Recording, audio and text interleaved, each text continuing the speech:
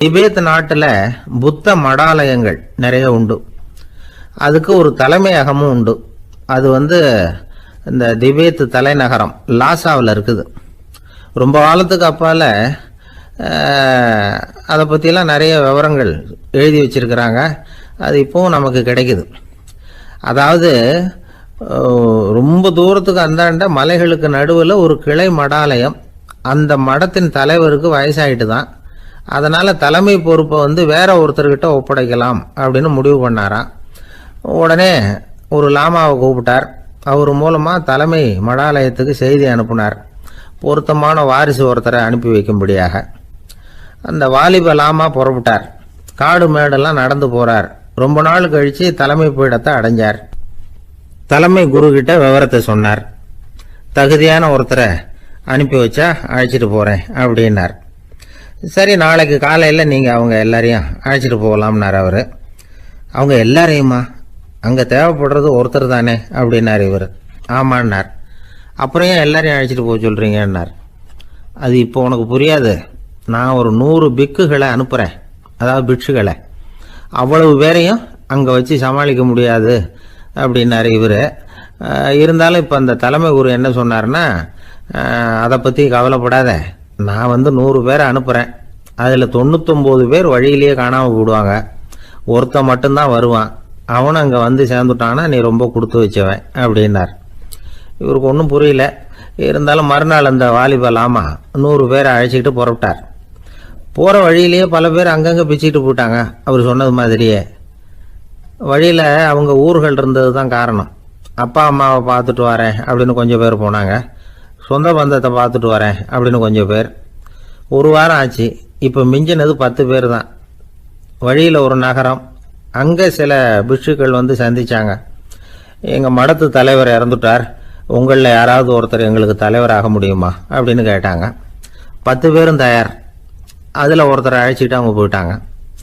இன்னொரு ஊரில் சில பேர் வந்தாங்க, வழி மறிச்சாங்க. நில்லுங்க, எங்கள் மன்னர் மகளுக்கு திருமணம், அதை நடத்தி வைக்க 3 லாமாக்கள் தேவை அப்படின்னாங்க. இப்படி கொஞ்சம் கொஞ்சமாக எல்லாரும் காலி. கடைசியில் 2 பேரும் மிஞ்சினாங்க. அங்கே ஒரு இளம்பெண் எதிரில் வந்தா. எங்கள் அப்பா வேட்டைக்கு போயிருக்கிறாரு, இன்னும் திரும்பி வரல. வீட்டில் வேறு யாரும் இல்லை, தனியாக இருக்க பயமாக இருக்குது. யாராவது ஒருத்தர் எனக்கு துணையாக இருக்கணும் அப்படின்னு கேட்டுக்கிட்டா. எங்கள் 2 பேரில் நீயே ஒருத்தரை தேர்ந்தெடுத்துக்கோ, இல்லைன்னா எங்களுக்குள்ள சண்டை வந்துடும் அப்படின்னாங்க. இப்போ மிஞ்சினவர் ஒருத்தர். அவருக்கும் ஒரு சோதனை வந்தது. ஒரு தர்க்கவாதி எதிரில் வந்தான். உன்னோட வாதம் பண்ணணும்னா. இவனோட வாதம் பண்ணுறேன், அது முடிய ரொம்ப காலம் ஆகலாம். தர்க்கத்தில் நான் ஜெயிச்சா அங்கே வரேன், இல்லைன்னா இவருடைய சீடனை ஆயிடுவேன் அப்படின்னார் அவர். கடைசியாக அழைக்க வந்த வாலிபலாமா மட்டும் வெறும் கையோடு திரும்பி போனார். அங்கே இருந்த வயசான மடாதிபதி கேட்டார், எத்தனை பேர் அங்கேருந்து புறப்பட்டீங்கன்னார். என்னையும் சேர்த்து 101ன்னார் அவர். நல்லது, நீயாவது திரும்பி வந்திய, அதுதான் எனக்கு போதும். ஏன்னா நீ தான் எனக்கு உண்மையான வாரிசு. அந்த 100 பேரில் யாரும் வரமாட்டாங்க அப்படின்னார் அவர். ஏன்னா அவருக்கு தெரியும் இவர் ஒருத்தர் தான் திரும்பி வருவாருங்கிறது.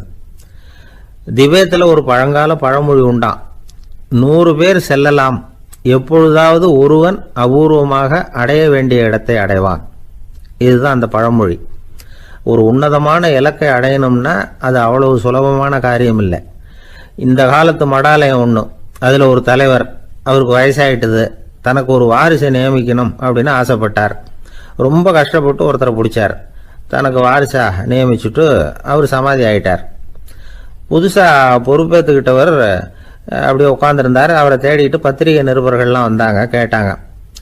அவர் உங்கள் பொறுப்பில் அவர் பெரியவர் விட்டுட்டு போன இது எவ்வளவு சுமாராக தேரும், எவ்வளவு விட்டுட்டு போனார் அப்படின்னு கேட்டிருக்கிறாங்க. அது என்ன ஒரு 50 லட்சம் இருக்கும் அப்படின்னாராம். அவ்வளவும் பணமா அப்படின்னு கேட்டிருக்காங்க. இல்லைங்க, கடன் அப்படின்னாராம் இவர். காசி மாநகரத்தை பிரம்மதத்தன் அப்படிங்கிற ராஜா ஆட்சி பண்ணிட்டு வந்தார். அவர் ஒவ்வொரு வருஷமும் ஒரு திருவிழா நடத்துறது வழக்கம். எல்லா தேசத்திலிருந்தும் எல்லா வகையான ஜனங்களும் அதில் கலந்துக்குவாங்க. ஒரு சமயம் அது மாதிரி விழா நடந்துக்கிட்டு இருந்தது. வைகுண்டத்திலிருந்து தேவலோகத்திலிருந்து நிறைய தேவகுமாரர்கள்லாம் காசி நகருக்கு அப்போது வந்திருந்தாங்க. அதில் முக்கியமாக ஒரு 4 தேவகுமாரர்கள் அந்த 4 பேரையும் சுற்றி ஏகப்பட்ட கூட்டம். அப்படி என்ன விசேஷம் அவங்கக்கிட்ட அப்படின்னா, மற்றவங்களை விட அவங்க முகம் அழகாக இருந்ததா அப்படி பார்த்தா அப்படியும் இல்லை. அவங்க அணிஞ்சிருந்த மலர் மாலைகள் தான் அதுக்கு காரணமாக. அந்த மலர்கள்லேருந்து அப்படி ஒரு அபூர்வமான நறுமணம். இதுக்கு முன்னாடி இப்படி ஒரு நறுமணத்தை அந்த ஊர் ஜனங்க அனுபவிச்சதே இல்லை. அதுதான் அந்த 4 பேரையும் சுற்றி கூட்டம். எல்லாரும் கேள்வி கேட்க ஆரம்பித்தாங்க. உடனே அந்த 4 தேவகுமாரர்களும் எல்லாருக்கும் தெரியும்படியாக வானத்தில் எழும்பி கொஞ்சம் உயரமாக நின்றுக்கிட்டாங்க. கீழே நின்றுக்கிட்டு இருந்த அரசன்லேருந்து ஆண்டி வரைக்கும் ஒருத்தர் பாக்கி இல்லாமல் ஒரே குரலில் எல்லாரும் அவங்கள பார்த்து, எங்களுக்கும் இது மாதிரி மாலையை போட்டுக்கணும்னு ஆசையாக இருக்குது, அதுக்கு நீங்கள் தான் அருள் பண்ணணும் அப்படின்னு கேட்டுக்கிட்டாங்க. மாலை போட்டுக்கிறதுனா எல்லாருக்கும் ஆசையாக தானே இருக்கும். அந்த 4 தேவகுமாரர்களில் ஒருத்தர் புத்தர் பிரான்.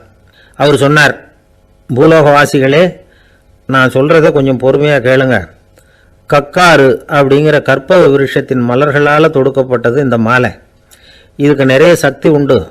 எந்த காலமும் இது வாடாது, வாசனையும் குறையாது. ஆனால் இதை அணிந்து கொள்றதுக்கு சில தகுதிகள் தேவை அப்படின்னார்.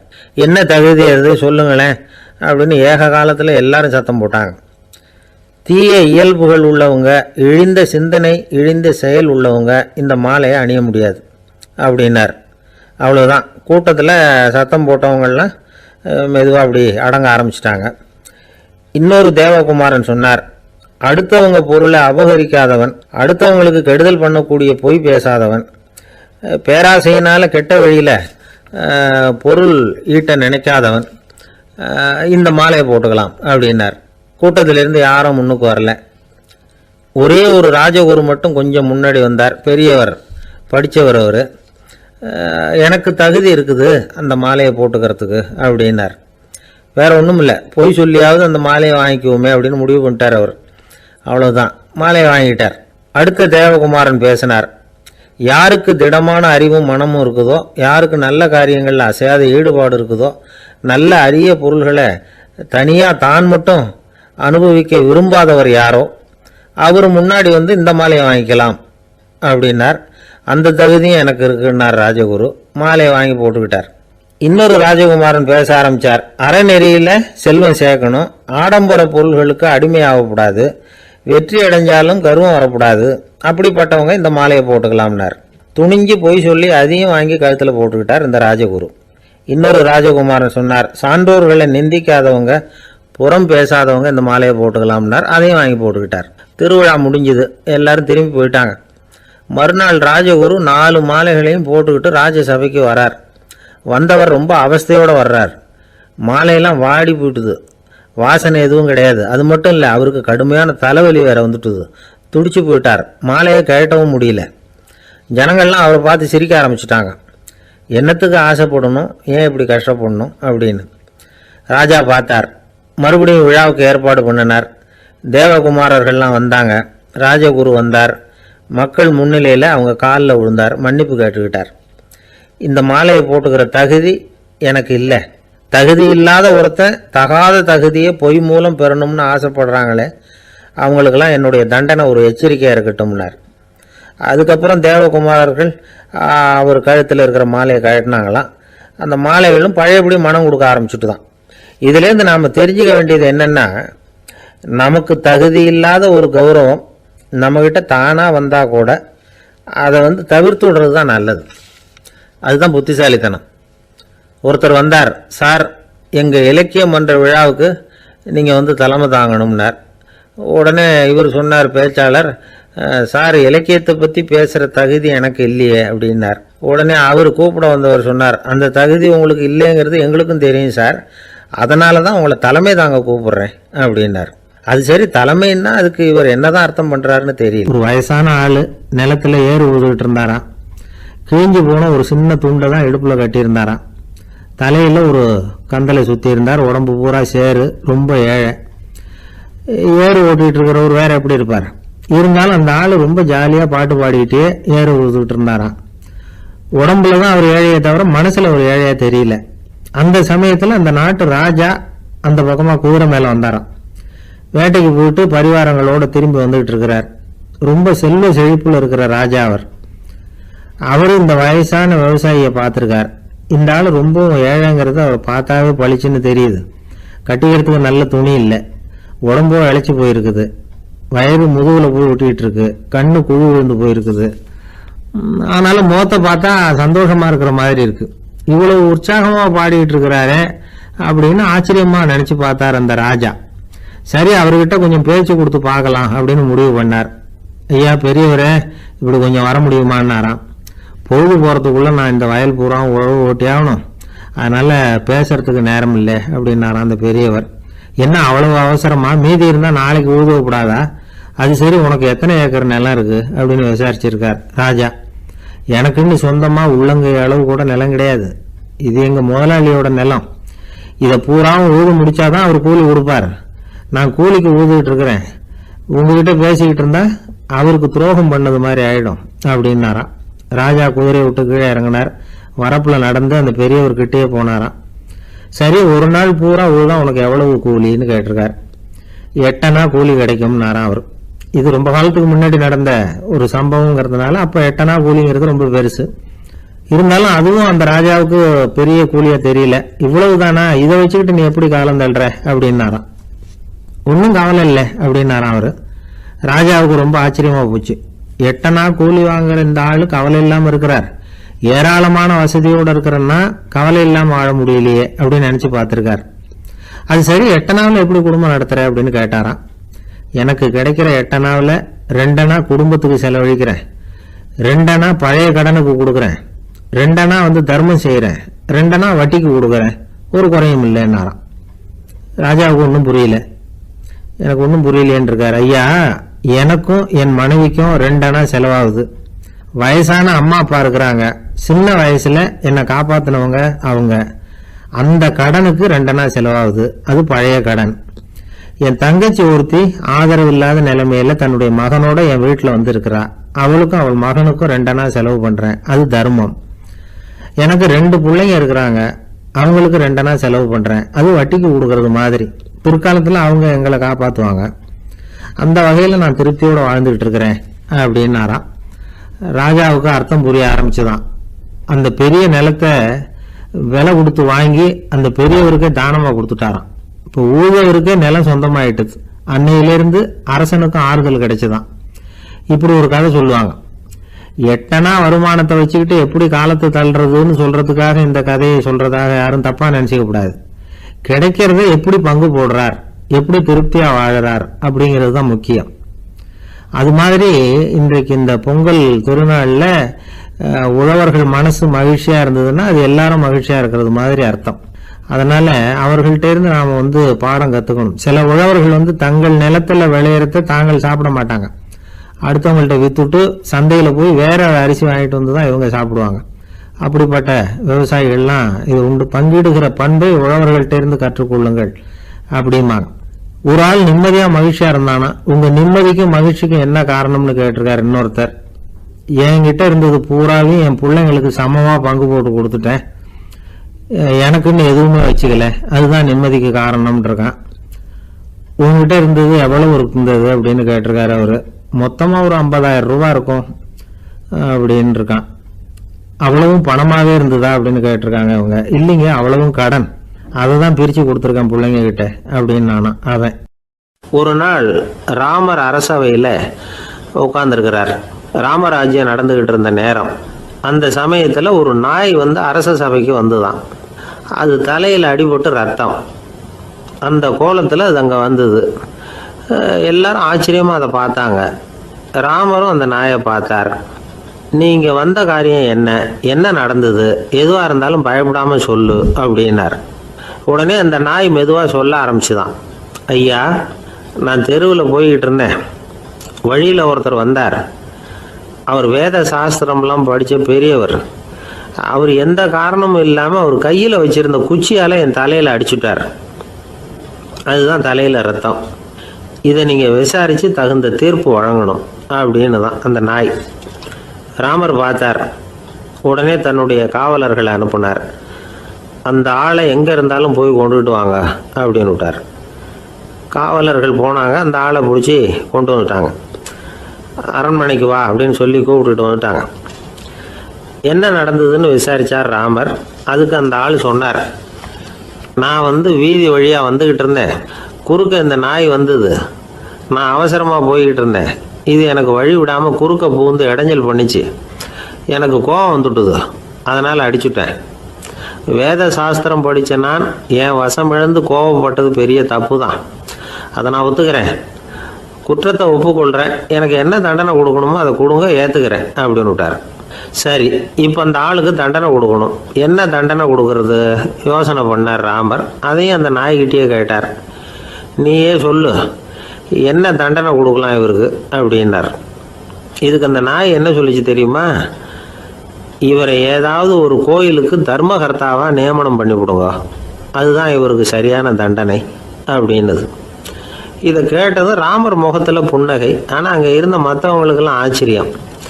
அது எப்படி தப்பு செஞ்சவங்களுக்கு தண்டனை கொடுக்கறது தானே நியாயம், அதை விட்டுவிட்டு தர்மகர்த்தா பதவியை கொடுக்க சொல்லுது இந்த நாய் அப்படிங்கிற ஆச்சரியம். இந்த சந்தேகத்தை அந்த நாய்கிட்டே கேட்டாங்க அங்கே இருந்தவங்க.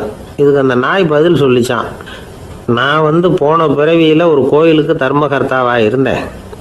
எவ்வளவோ கவனமாக எச்சரிக்கையாக தான் என்னுடைய கடமைகளை எல்லாம் செஞ்சுக்கிட்டு வந்தேன். அப்படி இருந்தாலும் சில சமயங்களில் என்னையும் மீறி கோயில் செல்வத்தை நான் அனுபவிக்கிறதுக்கு காரணமாயிட்டேன். ஒரு கோவிலுக்கு தர்மகர்த்தாவாக இருக்கிறவங்க எப்படியும் இந்த பாவத்திலேருந்து தப்பிக்கிறது கஷ்டம். அதனால தான் நான் இந்த பிறவியில் நாயாக பிறந்து இப்படி கஷ்டப்படுறேன். இதே நிலைமை இந்த ஆளுக்கும் ஏற்படணும் அப்படிங்கிறதுக்காக தான் அவரையும் ஒரு கோயிலுக்கு தர்மகர்த்தாவை நியமிக்கும்படி கேட்டுக்கிட்டேன் அப்படின்னு தான் இந்த நாய். இதிலேருந்து என்ன தெரியுது? எந்த பதவியில் நாம் இருந்தாலும் நமக்கு தெரியாமல் கூட அதை தவறாக உபயோகப்படுத்தக்கூடாதுங்கிறத இதிலேருந்து புரிஞ்சுக்கணும். இல்லைன்னா அடுத்த பிறவியில் நாயாக பிறந்து எங்கேயாவது போய் வாழை ஆட்டிகிட்டு நிற்க வேண்டியது தான். கோவில் வாசலில் 2 நாய் பேசிக்கிட்டு இருந்து தான். போன ஜென்மத்தில் நான் மனுஷனாக தான் இருந்தேன். ஒரு கோவில் பூசாரி பேச்சை கேட்டுவிட்டு அவரோட கூட்டு சேர்ந்துக்கிட்டு ஆண்டவன் போட்டிருந்த நகையெல்லாம் அபகரித்து என்கிட்ட கொடுத்தாரு அவர். நான் எடுத்துகிட்டு வந்துட்டேன். திருடினது அந்த ஆள் தான், எடுத்துகிட்டு வந்தது தான் நான். இருந்தாலும் நான் மட்டும் நாயாக பிறந்துட்டேன். இப்போ மட்டும் அந்த பூசாரி என்கிட்ட மாட்டினா கடித்து குதறி விடுவேன் அப்படின்னு தான். அவசரப்பட்டு அப்படி செஞ்சுடாதே. பதிலுக்கு அவரும் உன்னை திருப்பி கடித்தாலும் கடிச்சிருவார். ஏன்னா அவரும் இப்போ ஒரு நாயாக தான் பிறந்திருக்கிறார் அப்படின்னு தான் இன்னொன்று. அது எப்படி உனக்கு தெரியும்னு தான் இது. நான் தானே அது அப்படின்னு தான் அந்த நாய். உங்கள் பையன் எப்படி சார் இருக்கான் அப்படின்னு விசாரித்தார் ஒருத்தர். அவன் என்ன சார், எதை சொன்னாலும் காதில் வாங்க மாட்டேங்கிறான், அவன் பாட்டுக்கு போகிறான் வர்றான் அப்படின்னு சொல்லி அழுத்துக்கிட்டார் அப்பா. பெரியவங்க சொல்கிறத சின்ன பிள்ளைங்க கேட்கறது இல்லைங்கிறது ஒரு குறை. பெரியவங்க சொல்கிறது சின்ன பிள்ளைங்க காதிலேயே விழறது இல்லைங்கிறது ஒரு குறை. இது கொஞ்சம் சீரியஸான விஷயம், கவனித்து பார்க்கணும். ஒரு குழந்தைக்கு காது சரியாக கேட்குதா இல்லையா அப்படிங்கிறத நாம் தான் கவனித்து பார்த்து கண்டுபிடிக்கணும். அதுவாக நம்மக்கிட்ட தவழ்ந்து அப்பா எனக்கு காது கேட்கல, அழைச்சிட்டு போங்க டாக்டர்கிட்ட அப்படின்னுலாம் சொல்லிகிட்டு இருக்காது. அது சரி, ஒரு குழந்தைக்கு காது சரிவர கேட்குதா இல்லையா அப்படிங்கிறத முன்கூட்டியே நாம் தெரிஞ்சுக்கிறது எப்படி? அதுக்கு சில வழி இருக்குது. உங்கள் குழந்தைய கொஞ்சம் அப்படி கவனித்து பாருங்கள். அடிக்கடி ஜலதோஷம், காதில் அரிப்பு ஏற்படுதா, மூக்கு விரிவாகவும் அப்புறம் டான்சில், அடினாய்டு, சத அழற்சி இது மாதிரி ஏதாவது இருக்கா, வாயிலிருந்து எச்சில் ஒழுகுதா, குழந்தை வாயினால் சுவாசிக்குதா, பற்கள் முன்னாடி தள்ளி வளருதா, இதெல்லாம் அதுக்கு அறிகுறி.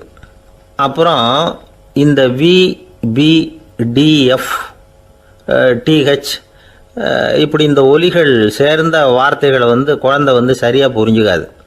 இப்போ உதாரணத்துக்கு பட்டுன்னு சொல்லு குழந்தை அப்படின்னீங்கன்னா அது கட்டுன்னு சொல்லும். அதாவது பட்டு சவுண்டை அதால் புரிஞ்சிக்க முடியல.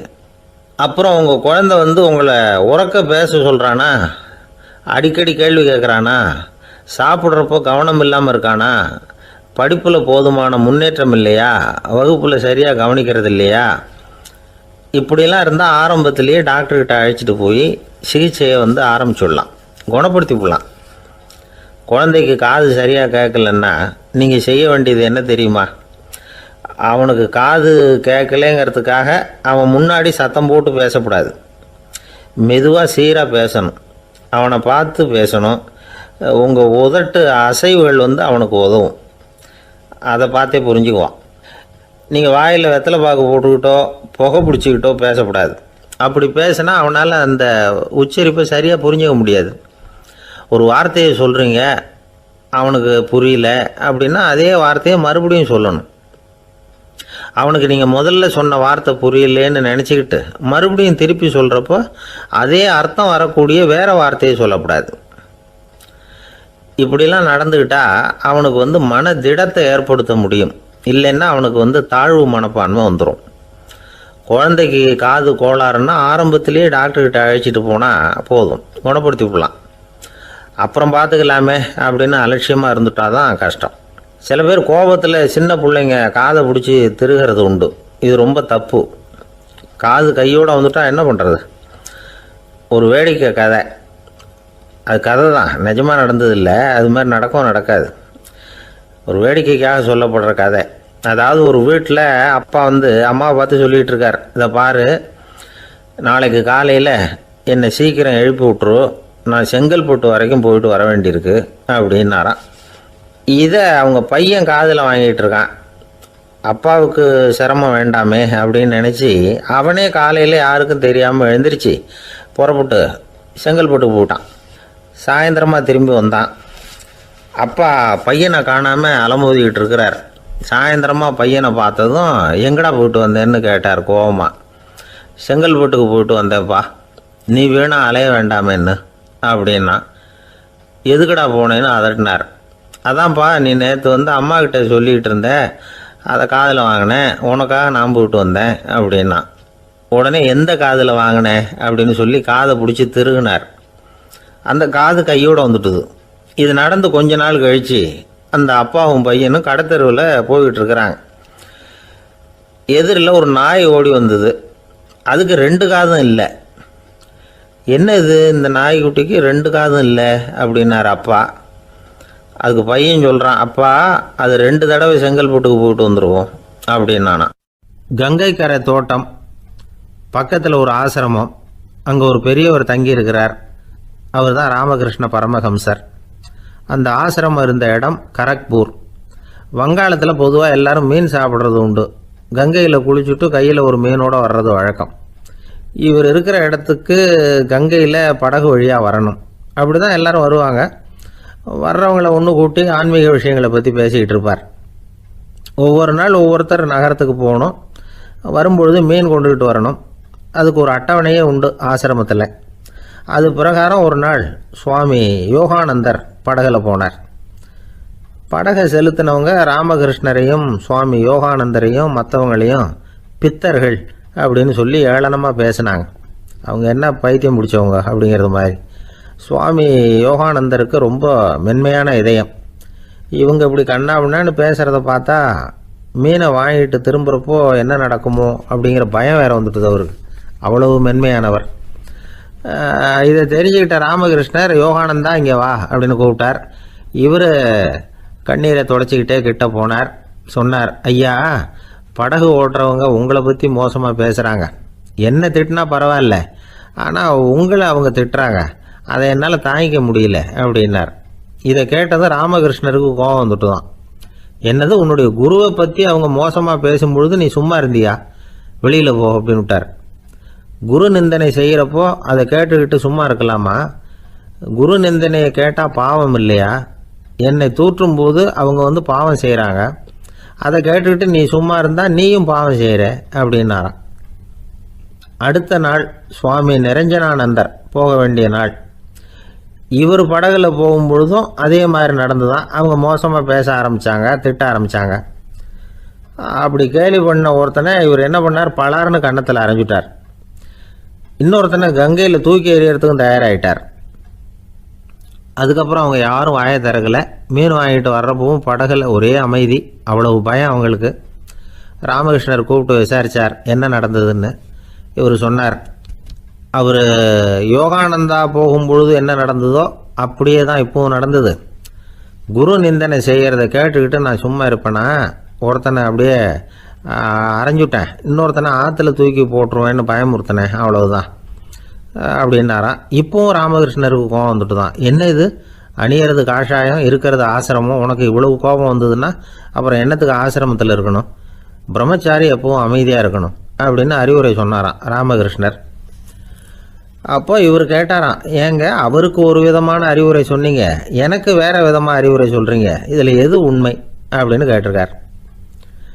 இதுக்கு ராமகிருஷ்ணர் சொன்ன பதில் என்னென்னா, அட அசடே, சக்கரத்தில் காற்று அதிகமாக இருந்தால் குறைக்கணும், குறைச்சலாக இருந்தால் கூட்டணும். அவன் சாது, அவனுக்கு அதிக உணர்ச்சி தேவை, உனக்கு படபடப்பு அதிகம், உனக்கு பொறுமை தேவை அப்படின்னாராம்.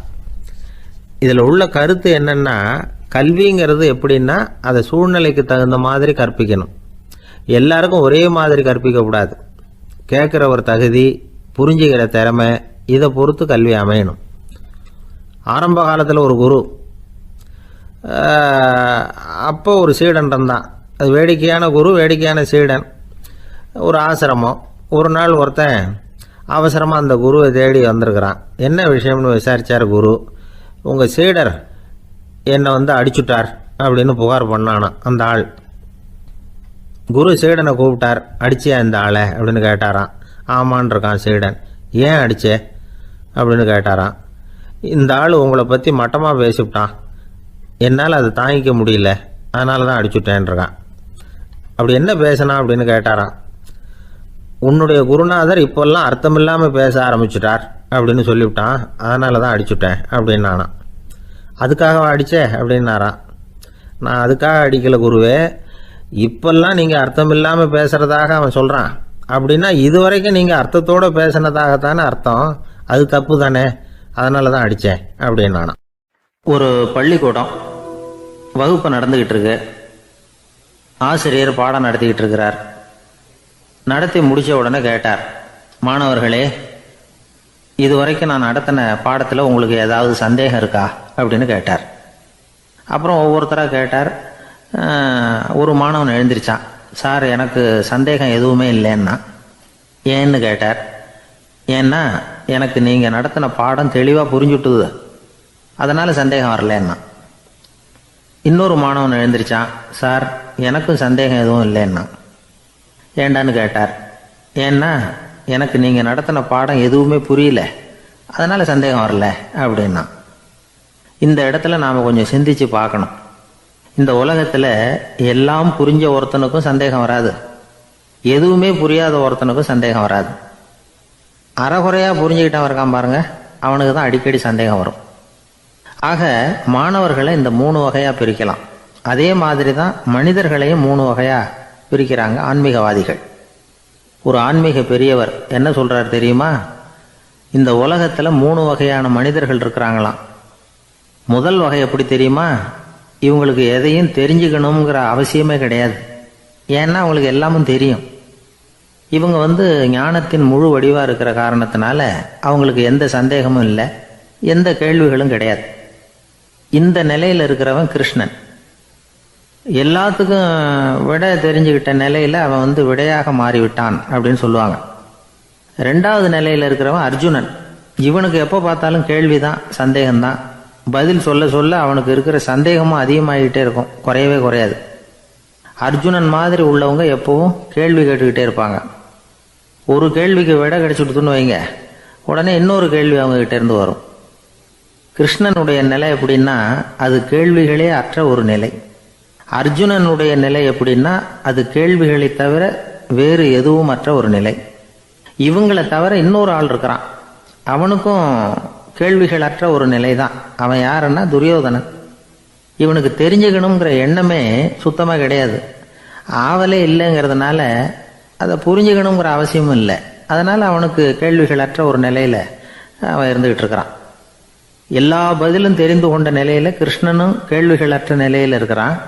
தெரிஞ்சுக்கணுங்கிற ஆவலே இல்லாத துரியோதனனும் கேள்விகள் அற்ற நிலையிலே இருக்கிறான். இப்படியும் இல்லாமல் அப்படியும் இல்லாமல் 2ம் கெட்டான நிலையில் இருக்கிறானே, அவன் தான் அர்ஜுனன். அதனால் பெரியவங்கள்லாம் என்ன சொல்கிறாங்கன்னா, இந்த உலகத்தில் அர்ஜுனன்களாக இருக்கிறவங்க ஒன்று துரியோதனனாக மாறிடணும், இல்லைன்னா கிருஷ்ணனாக மாறிடணும். இதை தவிர வேற வாய்ப்பு இல்லை. துரியோதனன் மாதிரி உள்ளது விலங்கு நிலை, கிருஷ்ணன் மாதிரி உள்ளது தெய்வ நிலை. அர்ஜுனன் விலங்காவும் ஆக முடியல, தெய்வமாகவும் ஆக முடியல. இப்படி 2ம் கெட்டானா இருக்கிற வரைக்கும் இந்த கேள்விகளும் பிரச்சனைகளும் இருந்துகிட்டே தான் இருக்கும். இதுதான் பெரியவர்கள் சொல்லுகிற அனுபவ உண்மை. ஒரு ஆசிரியர் ரொம்பவும் விரிவாக விளக்கமாக பாடம் நடத்தின பிறகு மாணவர்களே, ஏதாவது சந்தேகம் இருந்தால் கேளுங்கன்னாராம். ஒரு மாணவன் எழுந்திரிச்சான். சார், எனக்கு ஒரு சந்தேகம்னா. என்னன்னு கேட்டார். இது வரைக்கும் என்ன பாடம் சார் நடத்துனீங்க அப்படின்னா அந்த பையன். இந்த காலத்து புள்ள ஒருத்தன் தன்னோட அப்பாவை பார்த்து சொன்னான், அப்பா, நான் உனக்கு உதவி செய்யலாம்னு நினைக்கிறேன், என்ன உதவி செய்யணும்னு சொல்லு அப்படின்னா. நீ சும்மா இருந்தால் அதுவே எனக்கு செய்கிற பெரிய உதவிடா அப்படின்னார் அப்பா. சும்மா இருக்கிறதும் ஒரு உதவி தான், அது மாதிரி மௌனமும் ஒரு சமூக சேவை தான் அப்படிங்கிறார் காஞ்சி பெரியவர். நமக்கு 5 புலன்கள் இருக்குது, மெய், வாய், கண், மூக்கு, செவி. இந்த 5லேயும் அதிகப்படியான வேலை எதுக்குன்னு நினைக்கிறீங்க? வாய்க்கு தான். ஏன்னா அதுக்கு 2 வேலை. இப்போ கண்ணுக்கு பார்க்குறது மட்டும்தான் வேலை, காதுக்கு கேட்குறது மட்டும்தான் வேலை, மூக்குக்கு வாசனை அறியறது தான் வேலை, உடம்புக்கு உணர்றது மட்டும்தான் வேலை. ஆனால் வாய் அப்படி இல்லை, அதுக்கு 2 வேலை. சாப்பிட்றதும் அதுதான், பேசுகிறதும் அதுதான். அதாவது வாய் ஒன்று தான் கர்மேந்திரியமாகவும் இருக்குது, ஞானேந்திரியமாகவும் இருக்குது அப்படின்னு சொல்லுவாங்க. சாப்பாட்டில் உட்காந்தா எந்தெந்த ஆகாரம் என்னென்ன ருசின்னு அறிவிக்கிற வேலையும் செய்யுது. சபையில் உட்காந்தா பாடுறது, பேசுறது, சிரிக்கிறது, இது மாதிரியான வேலையும் செய்யுது. இன்னொரு வித்தியாசம், கண்ணு, காது, மூக்கெல்லாம் ஸ்ட்ரெயின் பண்ணிக்கிட்டு வேலை செய்கிறதில்ல. ஒரு ரோஜா பூவை பார்த்தா உடனே மூக்கு அப்படியும் இப்படியும் அசைய ஆரம்பிக்கிறதில்ல. ஒரு சங்கீதத்தை கேட்ட உடனே காது ஆட ஆரம்பிக்காது. ஆனால் வாய் அப்படி இல்லை, அது பேசினாலும் சரி சாப்பிட்டாலும் சரி அசைஞ்சு தான் ஆகணும். ஆக மற்றதை விட வாய்க்கு வேலை ஜாஸ்தின்னு தெரியுது. சாப்பிட்றது, பேசுறது அப்படின்னு 2 காரியம் அதுக்கு. இப்படி 2 காரியம் இருக்கிறதுனால அது 2ஐயும் பாதியாக குறைச்சிக்கணுங்கிறது கடவுள் அபிப்பிராயமாக இருக்கணும் அப்படிங்கிறார் காஞ்சி பெரியவர். ஆனால் இப்போ நாம் அப்படியா நடந்துக்கிறோம்? அதுக்கு நேர்மாறாக நடந்துக்கிறோம். நாம் சாப்பிட்றதும் அதிகம், பேசுகிறதும் அதிகம். 2 வேலையையும் தேவைக்கு அதிகமாகவே செய்கிறோம். வாய் தான் ரொம்ப ஓவர் ஒர்க்குடு. அதுக்கு ஓய்வு கொடுத்தா உடம்பும் நல்லாயிருக்கும், உலகமும் நல்லாயிருக்கும். மௌன விரதம் இருக்கிறதெல்லாம் எதுக்காக நினைக்கிறீங்க? இதுக்காக தான். இந்த காலத்தில் மௌனமாக இருக்கிறவங்கெல்லாம் மகத்தான தொண்டு செய்கிறாங்க அப்படின்னு தான் சொல்லணும். சத்தம் அதிகமாக போய் தான் சவுண்டு பொல்யூஷன் வருது. அது மட்டும் இல்லை, மௌனமாக இருந்தால் சண்டை சச்சரவே வராது. மௌனம் கலக நாஸ்தி. ஆக இதுவும் ஒரு சமூக சேவை தான். நமக்கு தான் வாய் இருக்குதுங்கிறதுக்காக வசமாக சாப்பிட்றதும் தப்பு, வளவளன்னு பேசுகிறதும் தப்பு. ஒரு கருத்தை சொல்கிறதுக்கு ஒரே ஒரு சொல்லு போதும் அப்படின்னு இருக்கும்பொழுது 2 சொற்களை செலவு பண்ணாதே. எவ்வளவு சொன்னாலும் அதனால் ஒரு பயனும் விளையாது அப்படின்னு தெரிய வருமையானால் அந்த ஒரு சொல்லையும் விரயம் பண்ணாதே அப்படிங்கிறார் ஒரு அறிஞர். எல்லா குணங்கள்லேயும் மௌனம்தான் சிறந்தது அப்படிங்கிறார் ஒருத்தர். மௌனமாக இருக்கிறது மூலமாக மற்றவர்கள் குறைகளை நம்மளால் தெரிஞ்சிக்க முடியும். அதே சமயத்தில் நம்மக்கிட்ட இருக்கிற குறைகளை மற்றவங்களுக்கு தெரியாமல் மறைச்சிக்கவும் முடியுங்கிறார் அவர். உண்மைதானே? ஒரு பெரிய மேடை பேச்சாளர், பொது வாழ்க்கையில் 25 வருஷ காலமாக ஈடுபட்டிருக்கிறவர். அவர் மனைவி ஒரு நாள் சொன்னாங்க, எங்கள் வீட்டுக்காரர் 25 வருஷ காலமாக பொது வாழ்வில் ஈடுபட்டிருந்தா கூட இந்த மாதம் 10ஆம் தேதியிலேருந்து தான் மக்களுக்கு சேவை செய்ய ஆரம்பிச்சிருக்கார் அப்படின்னு நாங்கள் ரொம்ப பெருமையாக. 10ஆம் தேதிக்கு அப்படி என்ன விசேஷம் அப்படின்னு கேட்டோம். அன்னையிலேருந்து தான் அவர் மேடையில் பேசுகிறத நிறுத்தினார்.